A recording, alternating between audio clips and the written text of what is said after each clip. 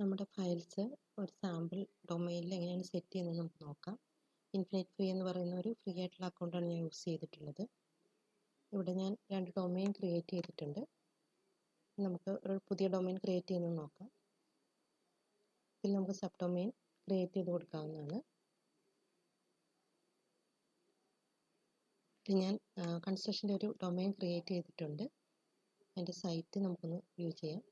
ഇതാണ് സൈറ്റ്. ഒരു sample add listing ഫോമാണ്, പ്ലസ് ഒരു ഡൗൺലോഡ് സെർച്ച് ഓപ്ഷൻസ് കൊടുത്തിട്ടുണ്ട്. മാനേജ് ബട്ടൺ ക്ലിക്ക് ചെയ്ത് പോകുമ്പോൾ നമുക്ക് അതിൽ ഫയൽസ് അപ്ലോഡ് ചെയ്യുന്ന ഒരു പ്ലേസിലേക്ക് നമുക്ക് വരാം. ഫയൽസ് അപ്ലോഡ് ചെയ്യുന്നതിന് മുമ്പ് നമുക്കൊരു ഡേറ്റാബേസ് ക്രിയേറ്റ് ചെയ്യണം. ഓൾറെഡി ഡേറ്റാബേസ് ഞാൻ ക്രിയേറ്റ് ചെയ്തിട്ടുണ്ട്. കൺസ്ട്രക്ഷൻ എന്നുള്ള പേരിൽ പുതിയ ഒരെണ്ണം നമുക്ക് ക്രിയേറ്റ് ചെയ്യണമെങ്കിൽ ഇവിടെ ക്രിയേറ്റ് ചെയ്യാം. നമുക്ക് ഡേറ്റാബേസ് കണക്ഷൻ കൊടുക്കുന്നതിന് ആവശ്യമായിട്ടുള്ള user name, password, port details, host name എല്ലാം നമുക്ക് ഇവിടെ നിന്ന് കിട്ടുന്നതാണ്.